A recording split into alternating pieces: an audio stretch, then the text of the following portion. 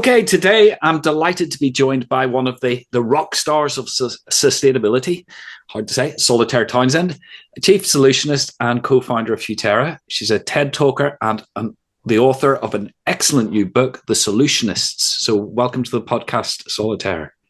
Thank you so much, Gareth. And I feel like I've got quite a lot to live up to the rock star introduction. I'm in no way that cool. Well, I think we'll find out that more detail, but we'll get onto the book in a second. But the first question I like to ask all my guests is, how did you get started in sustainability? You know, was there a pivotal moment where you went all in? So actually, yes. And it was very young. So despite my lovely posh middle-class accent, I was actually raised on a council estate outside Luton. And, with everything that entails in terms of deprivation, bad environment, there was a lot of, some of the richer homes would come and fly tip outside the estate that I lived in. And that was just what I assumed was normal. But I did have a frustration that was building in me. And then when I was about 12, a company called Nyrex announced that it was going to build a deep storage facility for nuclear waste, basically a nuclear waste dump near where I lived. And that just broke something in me. I was very aware of some of the social inequity. I was very aware that the area that I lived in was crappier than the area that other people lived in, and the fact that somebody felt that they could just essentially dump nuclear waste as well as everything else that was dumped in my environment really bothered me. Now, I'm going to be really clear. I was no Greta. I was most definitely not a leader of the Bedfordshire against nuclear dumping movement. I sort of made the tea and made the odd banner. But we worked for a couple of years, and then we won. And that's quite a dangerous thing to do to a teenage girl, is to basically say, if you get righteously angry against something which is wrong in your community, and if you put the effort and time into trying to do something about it, you will win. And in many ways, I've been chasing that high ever since. And with the background that I came from, I didn't know that sort of any career in sort of social good was an opportunity. I was the first in my family to go to university. I assumed I was going to be a teacher if I was lucky, and that would be a big step up for me and my family. But then when I was in my 20s, I started to come across essentially professional change making. And I was very lucky to do a master's degree in sustainability with Forum for the Future. And then to get some funding from the National Endowments for Science, Technology and the Arts to set up Futerra. And I'm incredibly lucky that I had those opportunities to turn my passions into a profession. And now I do a lot of speaking for schools, particularly at schools for kids with the same background as I have, to let them know that this is an option, that those things that you care desperately about, you can actually work in, rather than them always being this sort of sideshow to the main job of making money.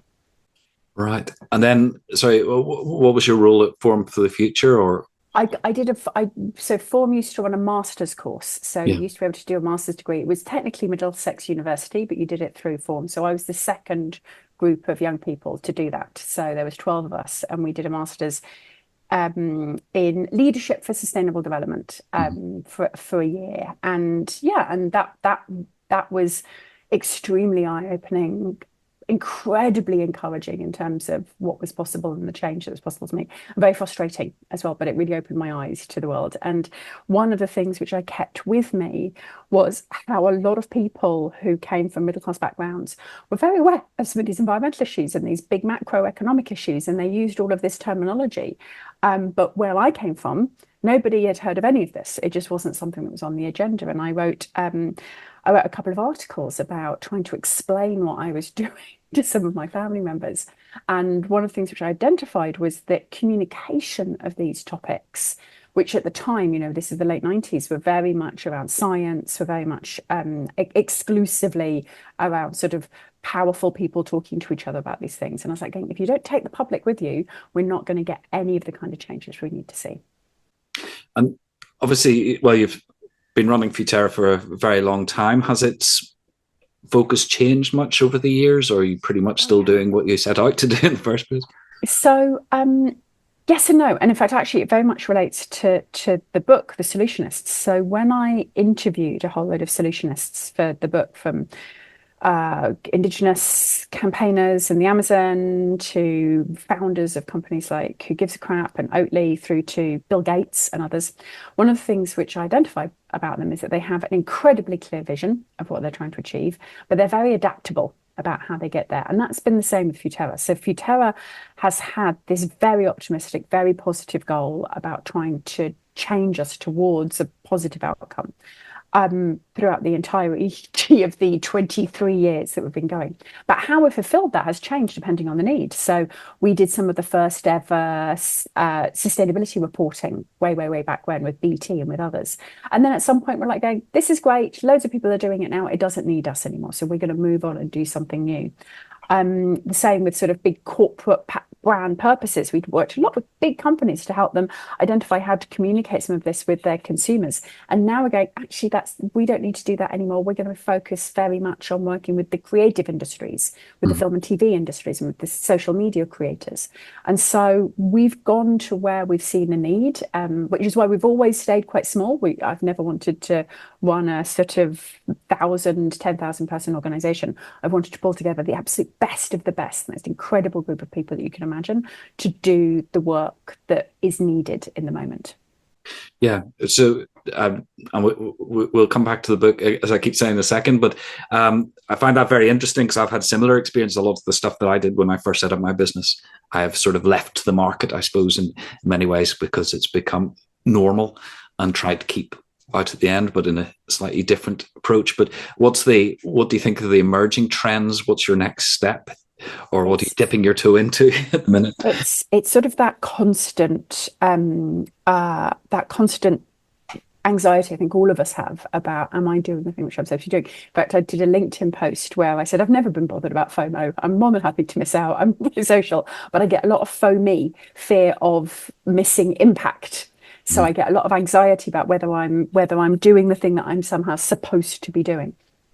But at the same time, I know that there isn't any one thing any of us are supposed to be doing. We should give a great deal of thought and a great deal of attention to where we're putting our efforts, if we've got the incredible privilege of being able to do that. And then we should have fun and enjoy it and get on with it. So at the moment, some of the things which are really, really exercising me is that there's two areas that I work on, what I call the logic and the magic. So the logic is, are we getting the maths right? Are we getting the science right? Are we getting the architecture right? Are we getting the economics right?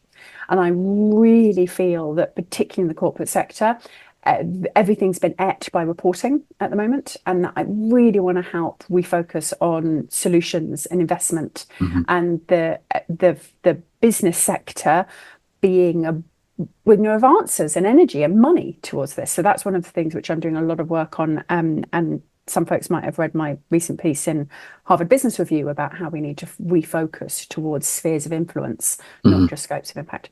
And then on the magic side, I really think we've almost got everything we need on paper. We know what the economics are that we need. We've got all the fantastic work that Donut Economics has done. We know what the technologies are. In fact, a lot of them are growing. We even know what policies we need to have. We don't have them, but we know what they are. What we're missing is the story. So what we're missing is a way to energize and excite the public around this, as sustainability is something that they want. And that's something which I'm really leaning into now. So how to change the political discourse away from sacrifice and towards desire and enthusiasm for what we can do next. And a lot of that is about working with Hollywood. So I've spent quite a lot of time in LA recently, engaging with some of the fantastic storytellers that are out there, and also with social media creators, with TikTokers and YouTubers and others, in terms of how do we actually really have this conversation in the places where people are, rather than just always in the sustainability bubble. And I love the bubble. I'm very comfortable in the bubble. The bubble is my safe space. But I'm also extremely aware that a lot of people who agree with each other, talking to each other all the time, probably isn't going to change the world. So I've got to get out beyond that. What I loved about your answer there, apart from the content, is the way you divide between logic and magic, and one of the things I really liked about the book is your ability to sort of take a big spectrum of things and chunk it up into quite evocative chunks to make them more digestible. So you've started to answer this question already, but how would you define a solutionist? Well, first of all, thank you for the kind words on the solutionists. It's writing a book is an enormous amount of work, so it's always nice if someone enjoys it and wants to read it. So, a solutionist is a solver of problems. And what I've been looking for my whole career was a way to describe what I do. So I don't particularly like the word change maker because bluntly change can sometimes be bad. Sustainability professional doesn't quite cut the mustard in terms of having any energy or gumption to it. And so I've been really looking at environmentalist, only focus on the environmental side of what I do rather than the social side. And so I found the word solutionist. And what I love about it is that it is completely focused on the answers, but it acknowledges that there's a problem and a question that needs to be answered. And so it really, really spoke to me going, I am a solutionist, and calling myself a solutionist and having to introduce myself as that reminds me what my job is supposed to be. And it pulls me out of, doom spirals or just constantly thinking about the problem. Go, no, my job as a solutionist is to look at the problem long enough to understand it and work out what to do about it. And then all my energy, my passion, my time, my soul goes into solving it. Mm-hmm. And you may not want to answer this question, but do you have a favorite solutionist in the book? Oh, that's such a hard one. A favorite solutionist in the book. I don't have a favourite solutionist in the book. Everybody was incredibly generous and wonderful giving my time. And as we're talking, I'm almost running through every single one of them. But I do have a favourite quote that somebody gave me from the book, which was actually from Lily Cole. So, many people know Lily Cole as a actress, and she's also an activist and an entrepreneur. And she very kindly gave me an interview for the book. And she was actually on the way to a funeral of a dear friend when she was giving me the interview. She was getting ready for it. And I think that put her in a certain space of mind. And we were talking about self-care, actually, and how to look after yourself when you're trying to do some of this work, which, by the way, I absolutely suck at. I'm terrible about it, which is why I'm quite a good person to write about it, because I need the help. And she said, what's the point of trying to save life on Earth if we don't enjoy our own? Mm-hmm. And I thought that just hit me in the gut of going, if all I'm doing is feeling miserable and burnt out and anxious and depressed, like, what's the point? It's actually change should be a joy. Who on earth would want to come and do this kind of work if I make it look so awful all the time? And so it really, really spoke to me of going, I will take joy in this life that I'm given. I will have fun. I will be silly. I will love the life in respect of the life that I'm trying to save. Yes. And that positivity certainly comes through in the book. It's relentlessly upbeat. But do you get pushback on that? Oh yeah, all the time. There are a lot of people in the sustainability movement who are very driven by rage. There's a lot of people who feel very doomy about some of the stuff that's going on. And part of me is like, fine, if that's what motivates you to take action, brilliant. If it doesn't motivate you to take action, then maybe you want to reflect on it, because all that matters is what motivates you to take action, because all that matters is action. Nobody cares about our mental state. Nobody cares. Future generations do not care about our emotional state whilst we're doing this. The natural world and the rest of biodiversity and the rest of life on Earth does not give a damn about our mental state. There's no morally good way to feel about climate change. There's no moral hierarchy of your emotional state. All that matters is that you do something. And there are people who are motivated by a sense of doom and the fact that this is fatalism and the fact that this is solvable. And I don't understand why, but that still motivates them to act. There are a lot of people where rage, boiling rage at the incredible inequities that are built into the session and the deep unfairness of what's happening. And that's great. And that motivates them. And there's a lot of people, and I think a lot of people who aren't active yet, who are and would be motivated by a sense of, oh yeah, we can do this, let's make it happen, get on with it. And I think that what is a complete waste of time is arguing with each other about each other's mental state about this, and instead going, get out there. And if I can recruit people into taking action on sustainability with optimism and positivity, yay me. If you can recruit people into activism on and taking action in any way that's right for them on climate change through doom, yay you. There is absolutely no value to any other discussion around it. And one of the things which I particularly notice is how many people from the BIPOC community, how many people from the global south are very positively motivated. And whilst they do acknowledge grief and rage, how there seems that the wonderful Dr. Anna Elizabeth Johnson, who's also has a fantastic book out at the moment, said to me, doom is a privilege that people like me don't get. And I thought that was really, really well put. She can't give up because her communities are the ones which would absolutely get hit first. And so she has to be optimistic and solutions orientated, because it would be a betrayal of the people and the communities that she represents. Yes, that is a fantastic quote. And I sometimes call them performative doomsterism, doomsters, that that it's almost they're getting some sort of kick out of knocking other people's solutions or other people's ideas. But I was taken when, because you mentioned New York Climate Week earlier on, but I think it was Amy Westerveld described it as having toxic positivity, which I thought was quite a strange. I know Amy really well, and she's brilliant. What she's talking about there is anything which blocks action. So what I'm not a fan of people saying, "Oh, it's all going to be fine," like that. "Oh, it's all going to be fine." Like it most definitely will not be fine if we don't act. So I completely with her with that. I don't like anybody who dismisses the necessity for action. But I know Amy really well. She's very much driven by rage. I personally think rage is innately optimistic, because I wouldn't say that to her, bless her. But it basically, if you're angry, it's usually that you're angry that the things that could be done are not being done, that you're rageful, that there are people in the way of the solutions, that there are people who are blocking the actions. That for me feels innately optimistic, because you believe that there are solutions and there are actions and there are things that could be done. But maybe that's just because I'm a solutionist and an optimist. And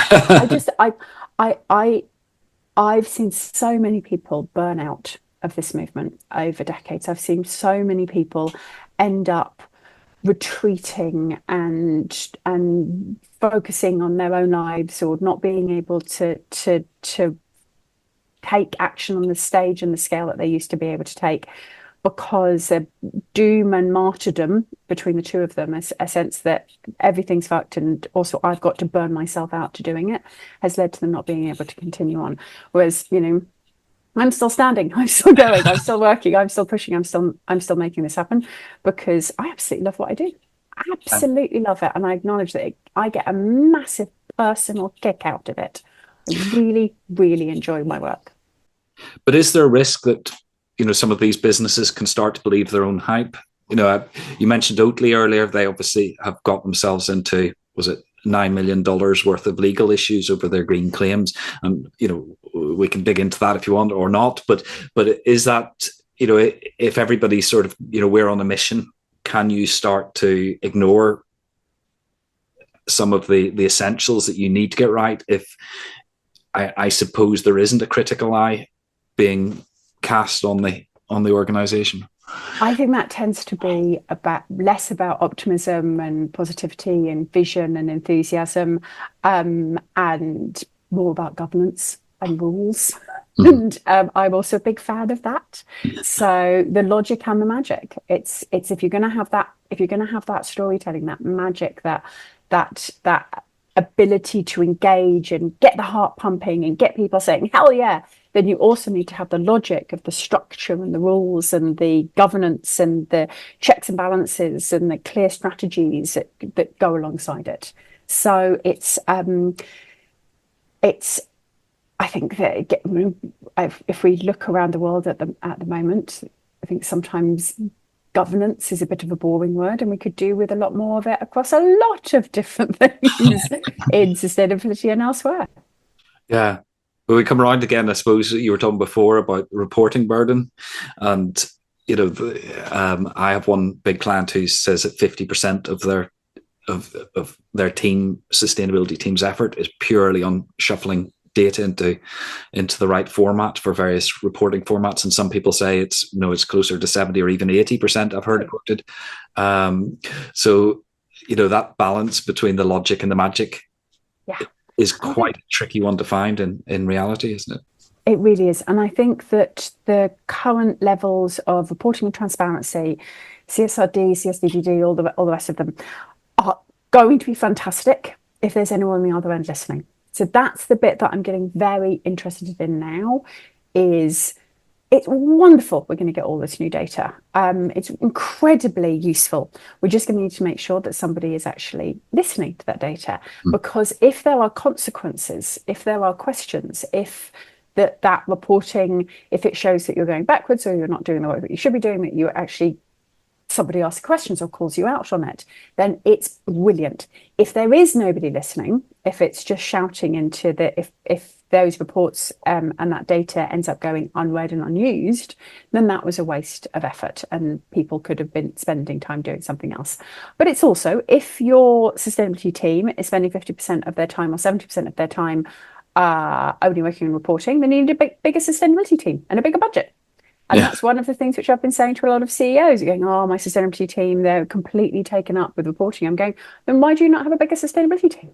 Why do you not have more investment? Why, we've known this stuff has been coming for a long time. There is nobody who should be taken by surprise by the level of compliance requirement for sustainability right now. It has literally been extremely well advertised to us that that's going to come. So companies should have been preparing to up their game to ensure that they had the capacity to do the reporting and continue to do the innovation entrepreneurial work. It should never, ever be a trade-off from one to the other. Yeah. I was just saying, a lot of the people you quote in the book are business leaders. And it was actually the premise of my second book, which is, for those who are watching a video, I can never get up above my head here, The Green Executive, was, which I wrote many years ago, was that leadership was the difference between the best and the rest. But I suppose this might be going back to the teenage activist you, in terms of feeling, what happens if you're feeling that you don't have the power to change much. You're stuck in a large organization, you've taken on this job with a wonderful job title, sustainability manager, and all the top brass are interested in is keeping those certificates on the wall and keeping the regulator from the door. How do you manage? How do you make change happen? I suppose. Do you have any tips for making change happen in that circumstance? I think it's a really good question, Gareth. And I think the first thing that I would say to anyone who's in that situation is thank you. Thank you for doing the work to keep the certificates on the wall and to keep the boxes ticked. That is incredibly valuable, useful work. You are having an impact. You are a solutionist in that circumstance. And particularly if you're early in your career and you're still navigating how you get stuff done inside corporates and how you convince anyone to work, anything, please don't eat yourself up or feel that somehow that you're failing because you're doing a good, solid sustainability job. So I think that's the first thing to do, which is you're never going to change anything if you don't accept the fact that actually what you're already doing is worthwhile. And so that's the first thing I'd say is thank you to anyone who is doing that work. It is good work and you are making a difference. If you feel that there's much more that your organization could be doing, then the number one thing I would say is don't go and do a presentation to the board about climate change. I know that sounds nuts, but I've done a lot of those over the years, as have some of the most amazing people and individuals within our movement. And everyone gets really emotional about it in the moment and they talk about their grandchildren and then nothing else happens, because that's not how change happens. And that's definitely not how all business change happens. What I'd say is work out where your company is struggling at the moment as a company. because every company struggles all the time. So there's no company that has got, a license to print money. So is your company struggling to reach new consumers? Is your company struggling to retain talent? Is your company struggling with its supply chain and with costs in the supply chain? What is your company struggling with at the moment? What is taking up the mind and the energy of your leaders? What are they losing sleep about? Because I promise you it's not climate change. So what are they losing sleep about?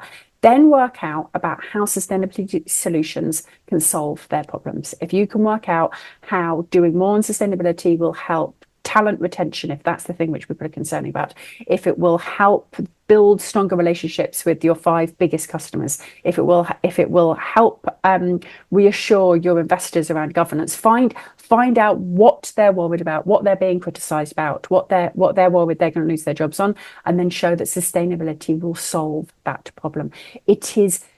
I've seen that work so many times over. That's why I've got all those different examples of the things which sustainability could solve. And what I haven't ever seen is someone going in and giving a great presentation about the realities of climate change and how bad that is and why we have a moral obligation to act. Because organizations, particularly businesses and particularly business people, are not trained or incentivized on moral decision making. Some of them might end up being so brilliant, but go with the structure within it which you're a part, and come as a solutionist.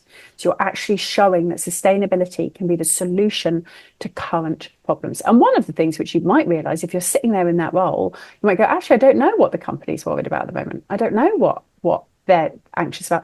And that's a really good sign that you need to know more about your business.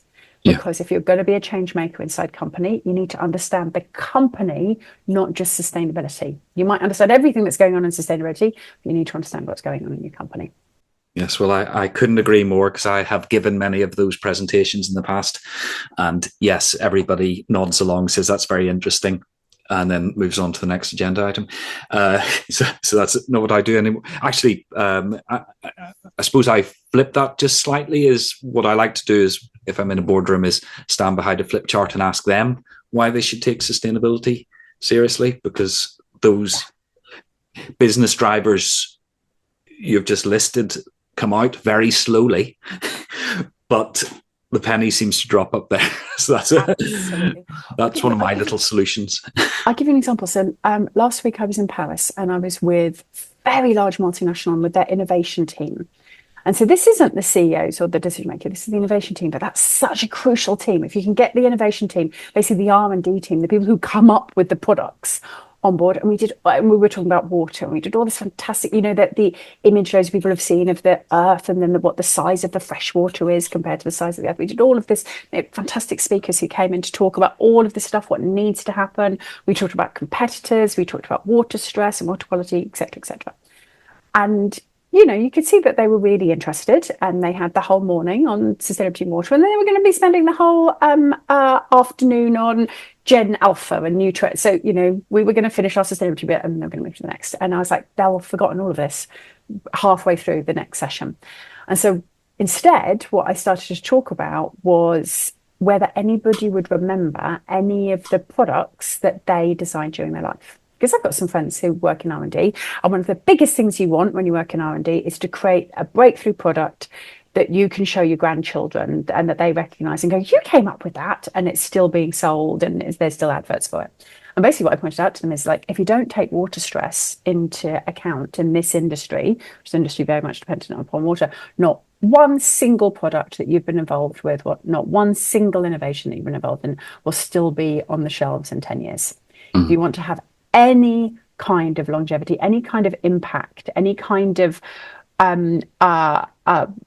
be remembered in your sector, in the innovation and R&D sector at all, you've got to take this on board. Otherwise, your entire career will disappear and will have made no impact at all. Nobody will remember anything which you invented.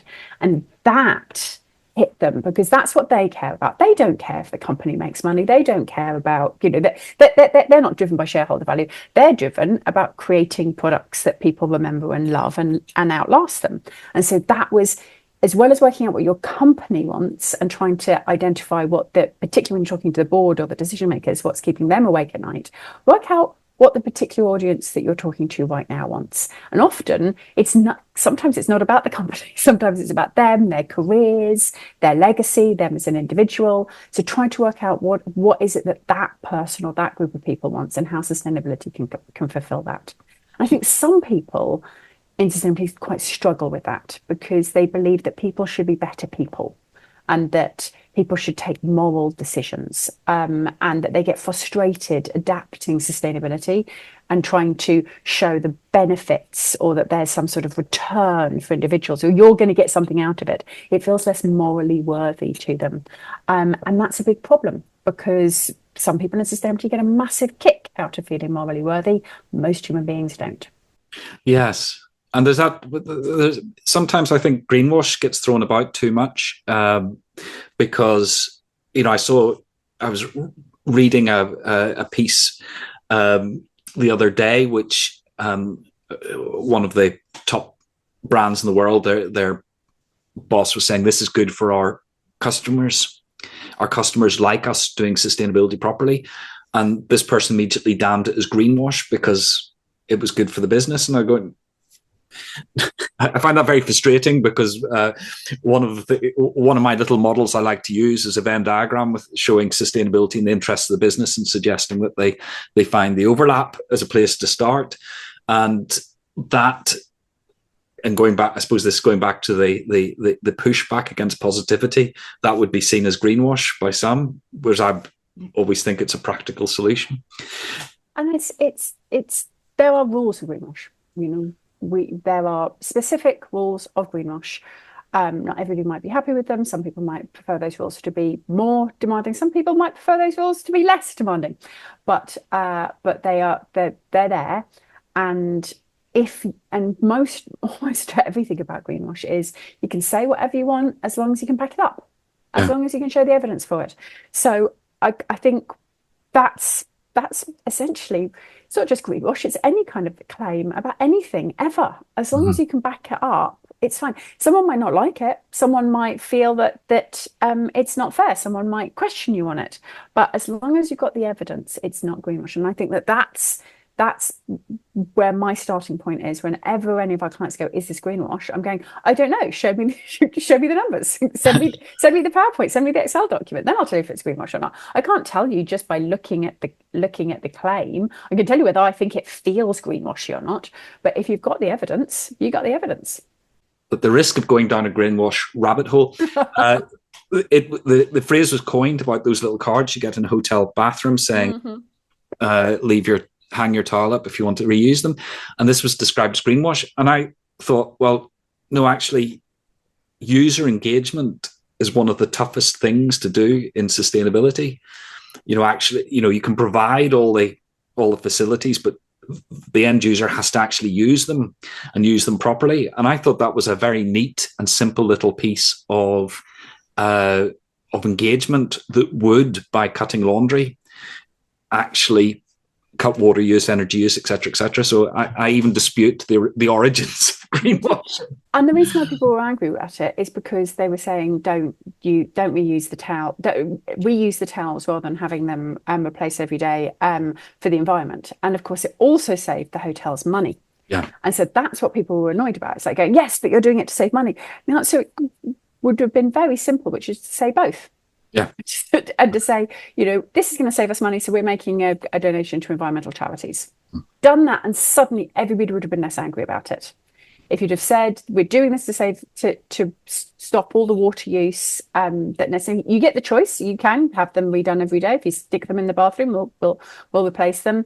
It also saves us money, so we're making a donation to WWF or something. So it's the thing which annoyed people was being asked to do something for the environment when it actually saved the company money as well, which it did, and they should have been honest about that. Yeah.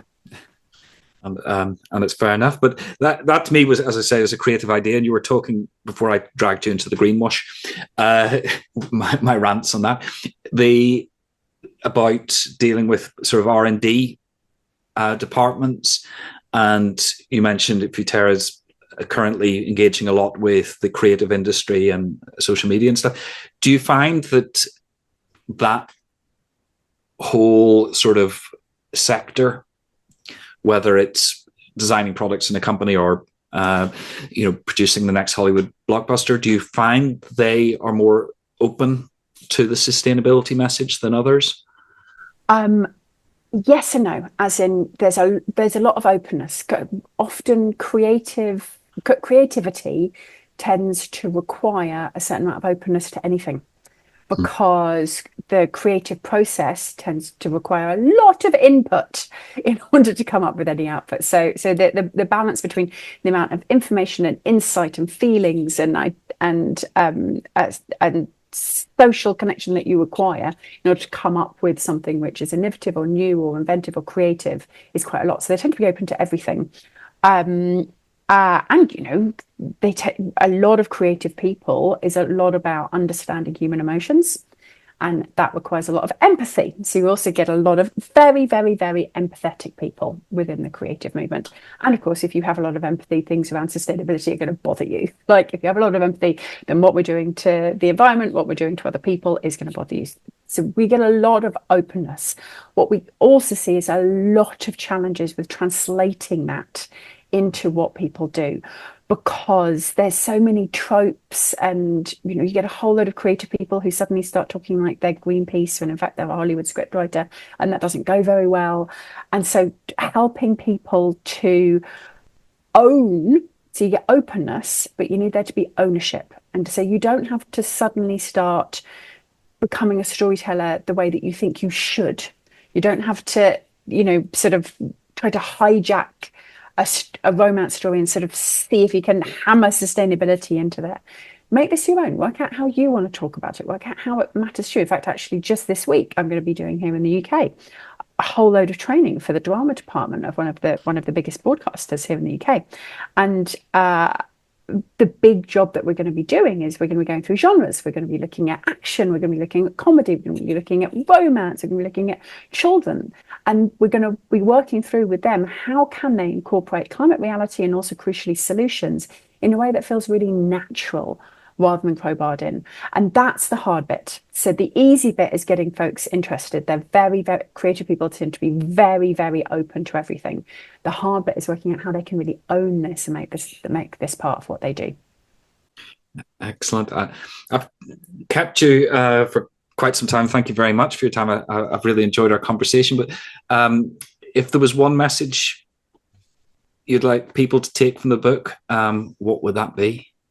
So when I did all these wonderful interviews with these solutionists who were so generous with their time, and if you go in the book, you can do a survey and find out what kind of solutionist you are. You can identify a whole long list of actions that you can take. There's a whole section on self-care and how you keep going.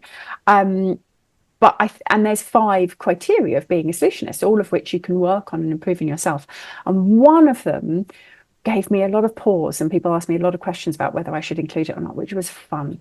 So one thing I would say is, in all of my experience, in almost 3 decades of working in this, if the biggest thing that I've noticed is that people are most effective at the things they enjoy doing. Mm-hmm. That martyrs tend to not be particularly effective. So if you're doing something because you think it's the right thing to do, but you don't enjoy it and you don't get a kick out of it, you're probably not going to be very good at it.